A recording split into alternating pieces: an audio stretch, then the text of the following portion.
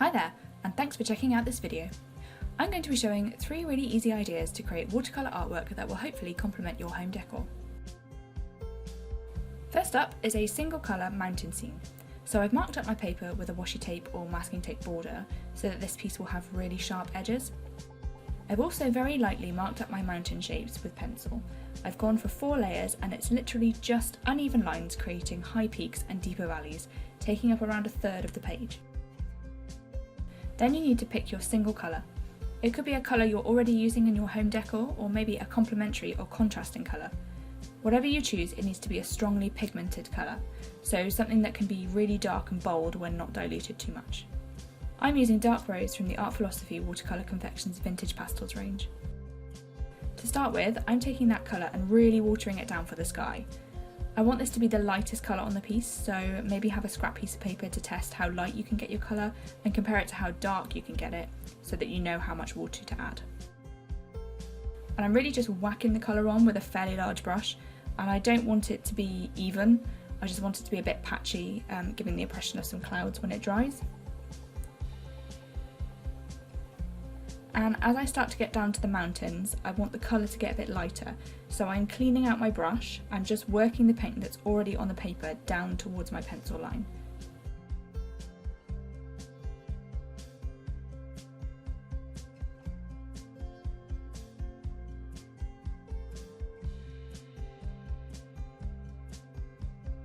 Before it dries, I'm blobbing a bit more paint on to help with that uneven look I want to achieve.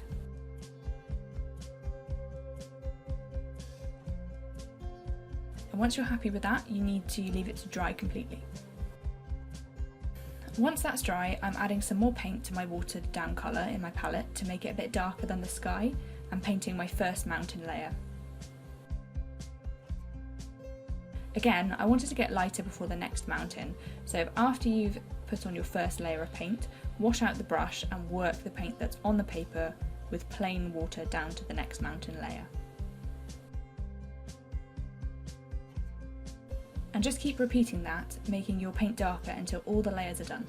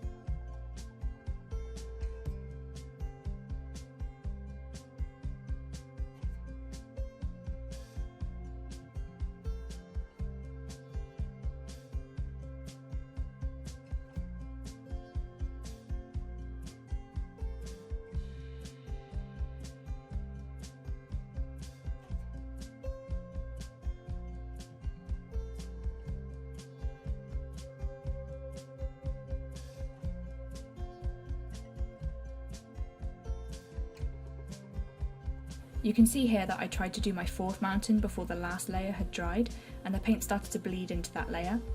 It's nothing that can't be fixed. I just washed out the brush and lifted the excess paint off, and then waited a little bit longer for it to dry. As with the sky, it's okay if your mountain paint layers are a little blotchy and uneven, as this can give the impression of contours.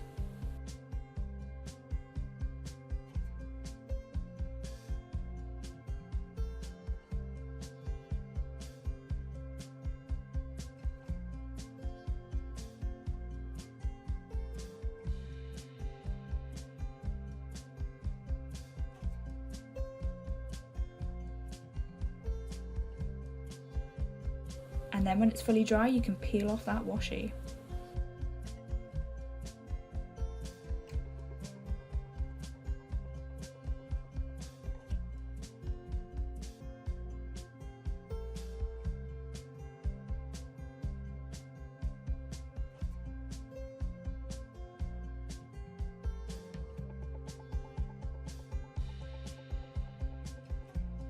So for this next piece I'm going to be using some resistance techniques.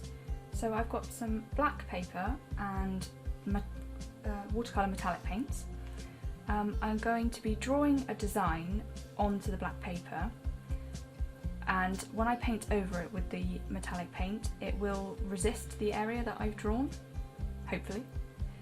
So there's three things that you can use to do this. So there's oil pastels, wax crayons, or if you don't have either of those you can also try using a candle. I wouldn't recommend using the candle though, it is quite difficult to draw your pattern with it and it doesn't resist as nicely as the other two. I would say that the oil pastel is best, but crayons do work as well. You do have to press quite hard with the crayon and deposit quite a lot of the wax onto the paper.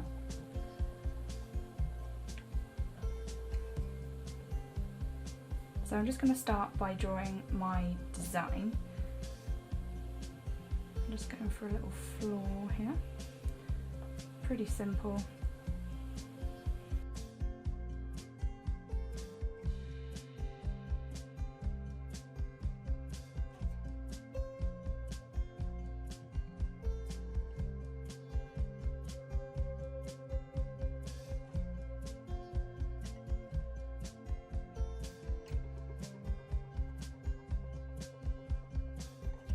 So I'm just going to add plenty of water to my metallic watercolour here. I'm choosing a lightish gold.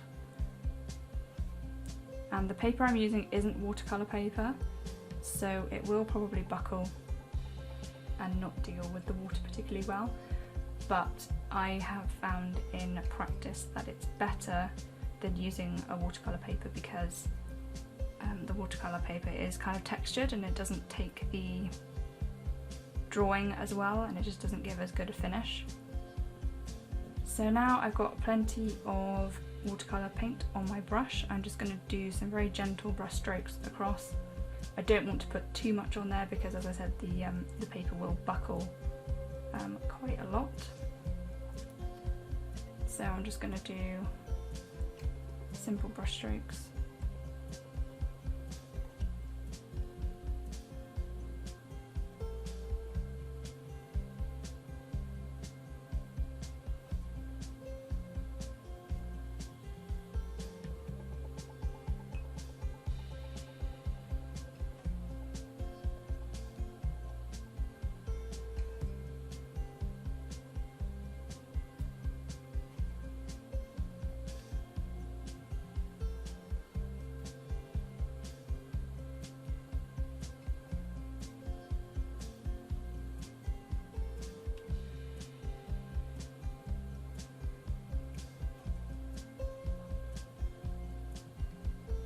And there you go, you can see that the oil pastel has the watercolour, as you go over it, resists the area where the pastel is.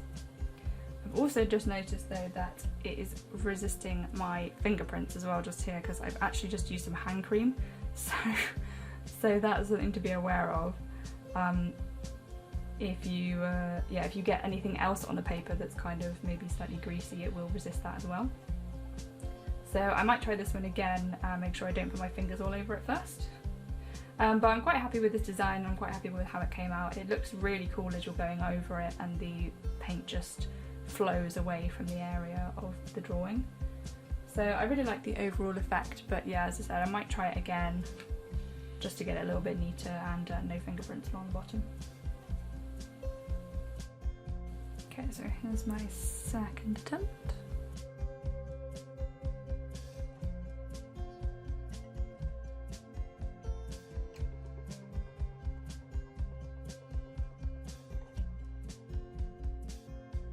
And just to show that they all do work, here is the oil pastel, the crayon and the candle all swatched together side by side.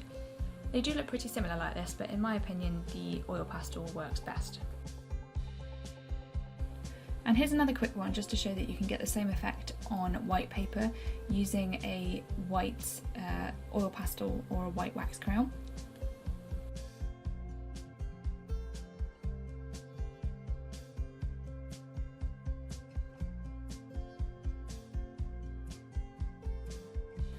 And I'm just using 2 shades of green watercolour here and blobbing them all over in a random pattern just to reveal the leaf shapes underneath.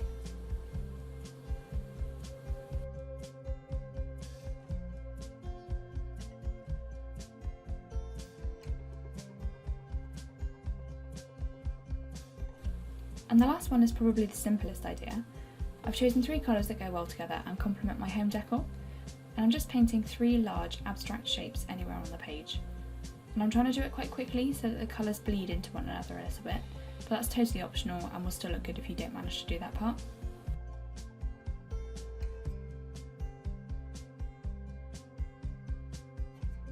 Then I'm waiting a few minutes for it to fully dry before I add my silhouette over the top.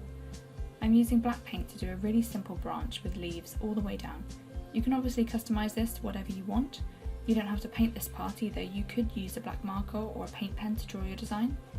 You could also try a line drawing and not have any solid black areas, or you could do a mixture of both. It could be as simple or as complex as you want.